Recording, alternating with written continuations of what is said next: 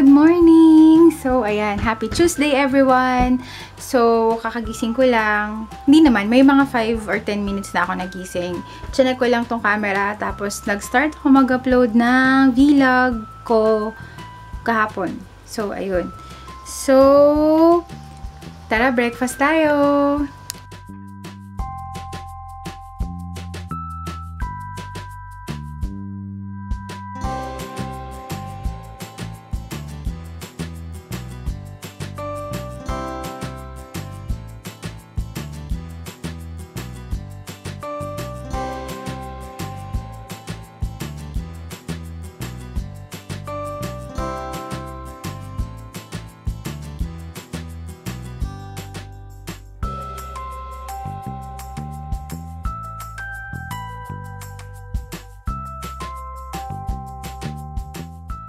By the way, i-share ko lang, last night, nung natulog na ako, nag-text pa si Aryan. Ilang minutes pa lang ako nakaidlip nun eh. Tapos, nag-text si Aryan. Nagising daw siya kasi ang sama ng panaginip niya. Yung panaginip niya daw kasi, parang sumama daw ako sa ex ko. Yun. Tapos, iniwan ko daw siya para dun sa ex ko na yun. Natatawa ako kasi, unang-una, yung tinutukoy niya na yun na ex ko, wala na akong dahilan para balikan yun. Pangalawa, hindi ko na din talaga siya mahal. Wala na talaga. Aminado naman ako na yun talaga kasi actually wala ako tinatago kay Aryan.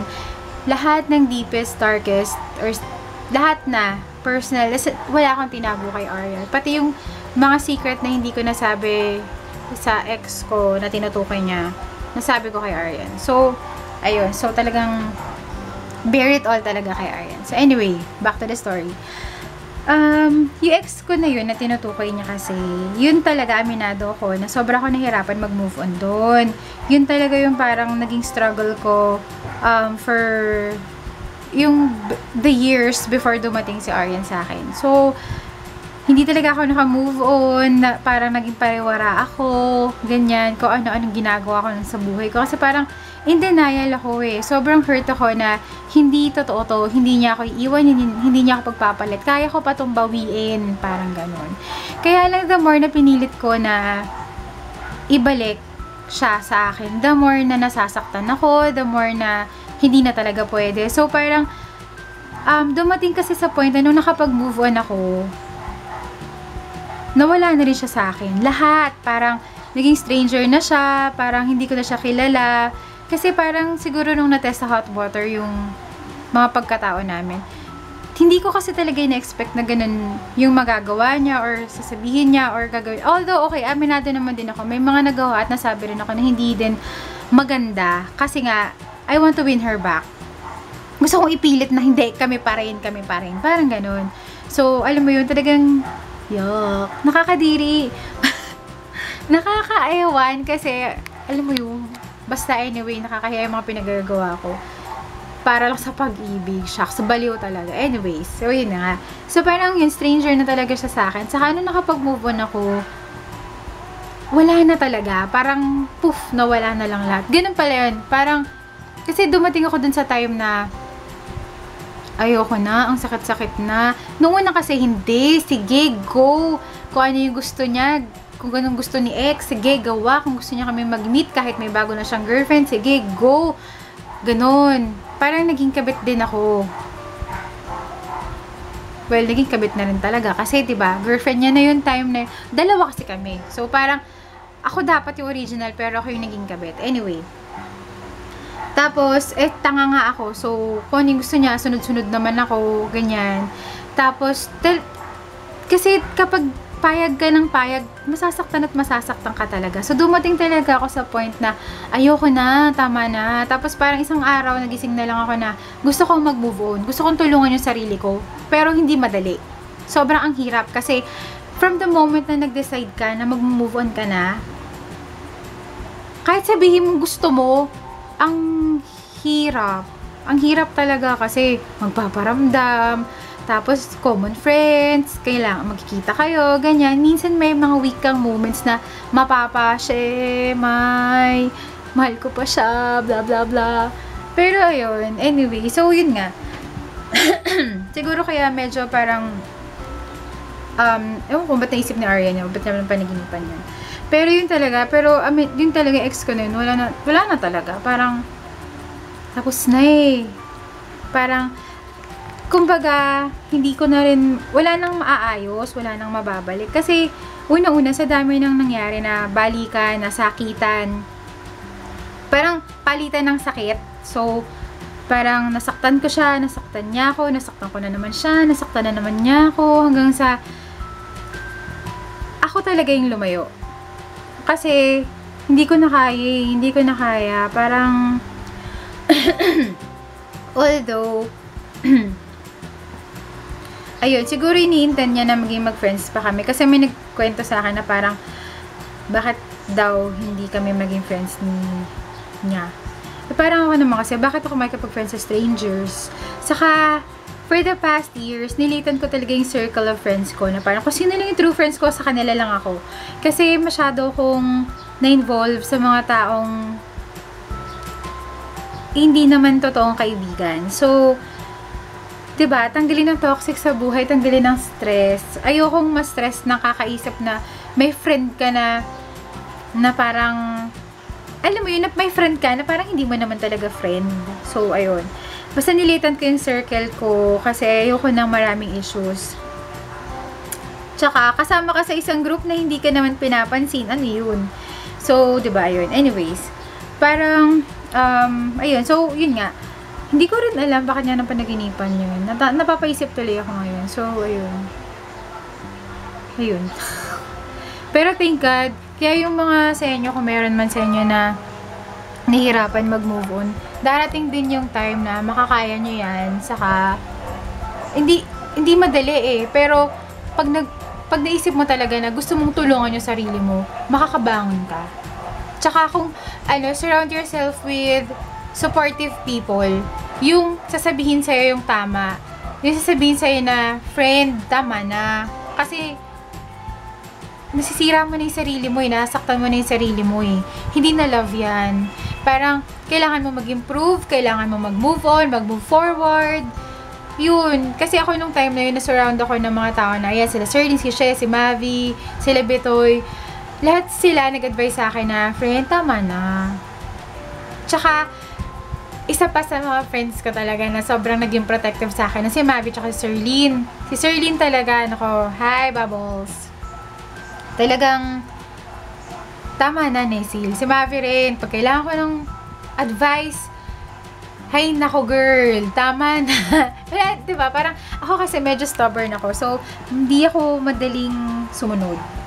So, ayun. So, nung time na yun, parang kaya naging mahirap at matagal. Pero thankful ako kasi over na, tapos na, at masaya na ako sa bago kong relationship. Kontento ako, wala na akong may hiling pa. Kasi masayang-masaya kami. Parang, although hindi kami yung perfect na couple ni Aryan. So, wala naman kasi siguro perfect, diba? Pero okay kami, masaya kami. Kontento, wala akong may hiling pa. Tsaka, masaya ako eh. In love ako. Hanggang ngayon. Tsaka mag 3 years na kami sa June! Oh my gosh! Exciting! So, ayun. Kaya, sa mga past, sorry na lang talaga.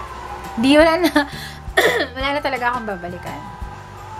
Kasi unang-una, ayoko na. Pangalawa, may mga jowa na yun, oh. Ba't ko pa ba? Tsaka ano man dahilan para balikan? Anyways, ayun nga. So, natawa lang talaga ako. Na-share ko lang. Kasi, ewan ko, napapraning siguro siya. Back to editing. Mag-edit na ako ulit nung vlog ko. Ay, actually, picture lang. Yung parang thumbnail lang ini-edit ko. Pero nag-upload na ako. 85% na siya. Ayan. 85%. Ayun. So, magluluto kami ngayon ng pork afritada. Ten, ten, ten, ten, ten. Whoopsie! Ang sakit ng paa ko. Ang sakit ng paa ko. Para ako na-sprain dito sa right ankle.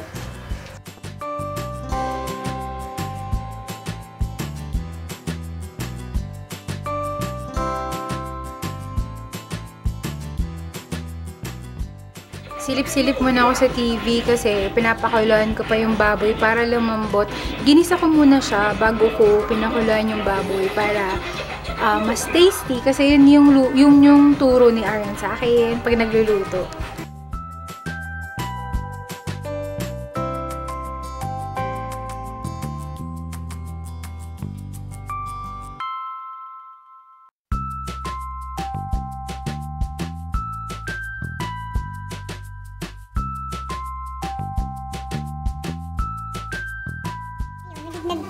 Nag-exercise kasi si Jeff. Nag-perform daw siya ng kanyang mga muscles. Ayun, medyo tagal lumambot ng baboy. Naiinip na ako. Kasi, tsaka nakakairita yung may masakit sa'yo. Tapos, kailangan ko maglakad-lakad. Malamang, pupunta nga ako ng kawitin mamaya. Kasi hindi ko nakausap kahapon. Babalikan ko naman ngayon. Diba? So, ayun. Ayos. Sa wakas, natapos na aming paghihintay sa lutong ito. At ito na ang kanyang kinalabasan! Dan-dan-dan-dan! Dan-dan-dan-dan! So, syempre, hindi mawawala ang mga leftover ng umaga. Tara, let's eat! Hello! So, ayun. Medyo nag-film ako ng quick review about Revlon Photo Ready. But okay kaya siya? Anyways, ayan nga. So, titignan ko kung gaano tatagal sa mukha ko to. As of the moment, okay talaga siya. It's not heavy sa face. Hindi rin... Basta okay siya. Manood na lang tayo ng... Tingnan na lang natin mamaya sasabihin ko sa review.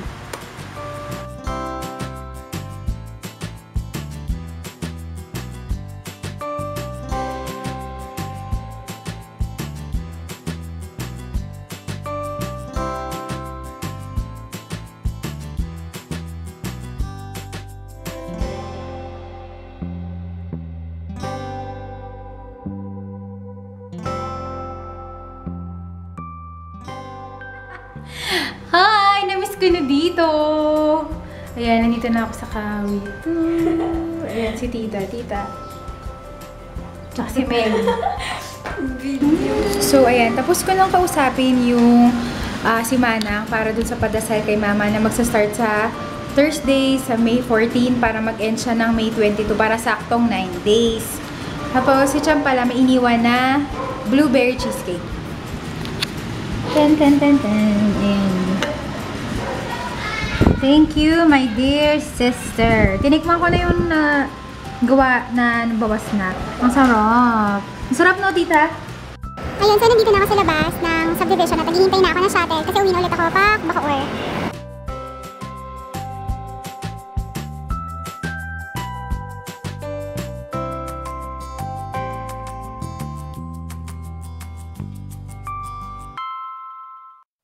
Hello! So, ayan, I'm home at ilalagay ko muna sa ref yung binigay ni Cham na blueberry... Ano ba to? Blueberry cake? Blueberry cheesecake. Ayan. Kinapadan! Ayan. So, dyan muna siya. Diyan ka muna.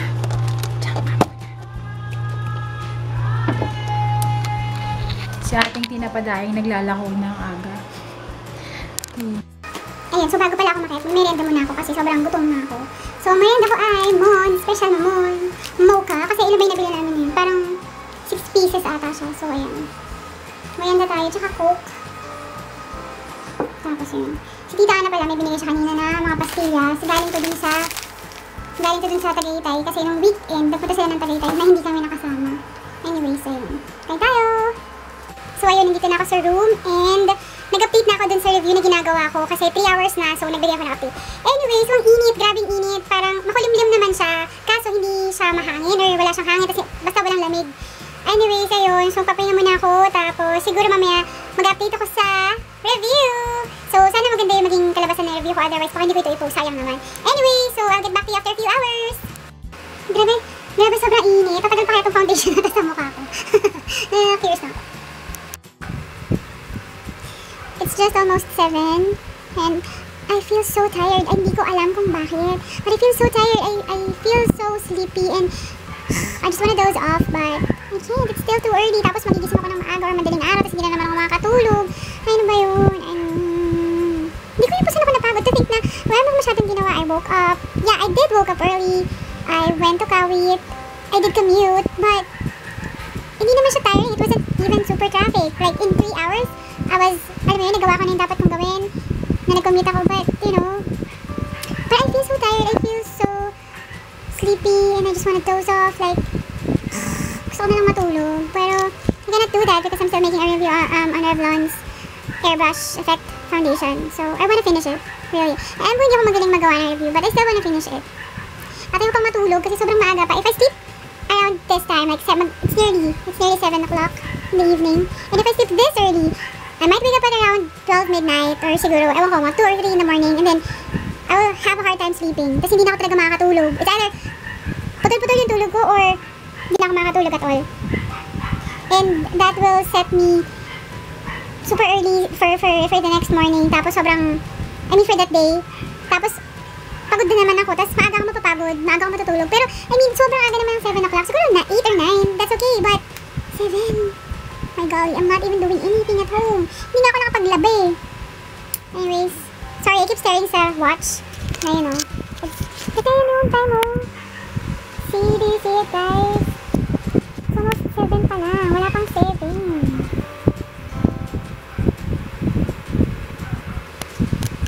And guys, mind you, it's advanced, like 10 minutes advance or 15 minutes advance. So, hindi pa wala pang 7, it's just past 6:30. Grabe, bakit kaya ako tired? Anyway, let's have dinner. Dinner na. At ang dinner namin ay yun pa rin. Yan pa rin. Tapos may mangga. So, itatry ko na yung blueberry cheesecake ni Cham. Tignan natin. Grabe, ang sarap. At ayun umitin. Grabe. Masarap. Jeff, tikman mo na. Masarap siya. So, I just had dinner. And si Ian, nag-vibers sa akin ngayon. Nagluluto siya ng, ano nga ba yun? Nakalimutan ko. Basta, yun. Tapos sinasend niya sa akin yung mga pictures. Ay, tapos na. Tapos na pala. Kala ko nagluluto pa lang siya. Wow, it looks yummy. Wait, tumatawag na siya. Hello, Mine. Ano ba pangalan na niluto mo? Hindi, anong pangalan? Anong pangalan na niluto mo? Anong pangalan na niluto mo?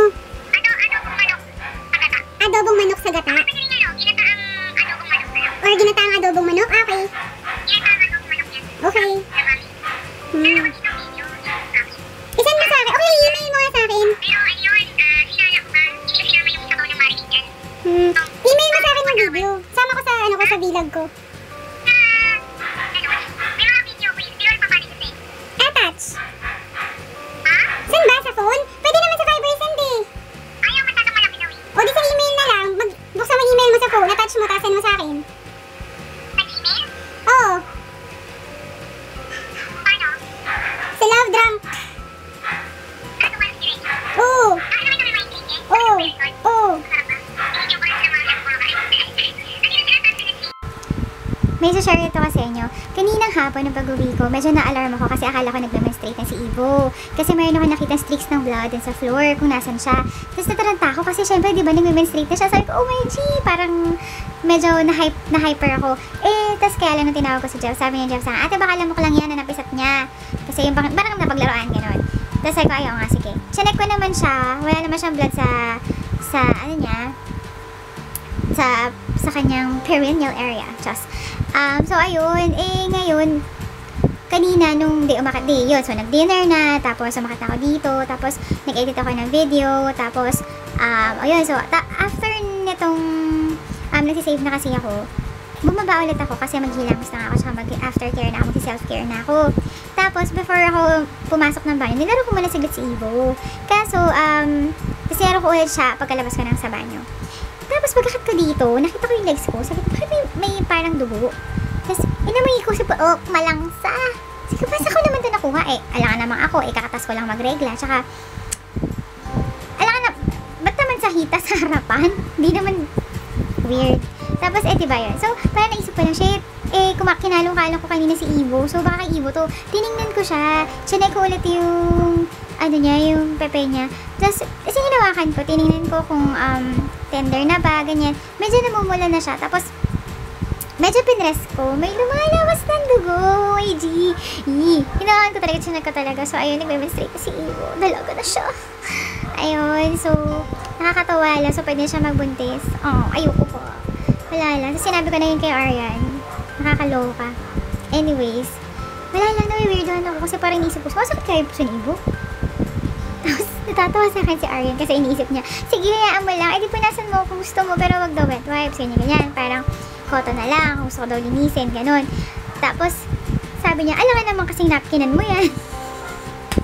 Nga naman, diba? May napkin ba para sa female dogs? Hindi ko alam. Actually, sa totoo lang, hindi ko alam kung paano ko siya lilinisin. Kung ilang araw ba nag-demonstrate yung dogs. Kung dapat ba silang paliguan. Pwede ba silang paliguan. Paano ko sila lilinisin. Ganun. So, ayun. So, tomorrow siguro magte-text ako sa vet. Kung anong sasabihin niya sa akin. Sana mag-reply siya para malaman ko kung paano ko ba dapat linisin or alagaan si Ivo kapag nag-demonstrate siya. Anyway, so this is all for today's vlog. Ayun lang. Good night na everyone. Bye. Bye. Good night.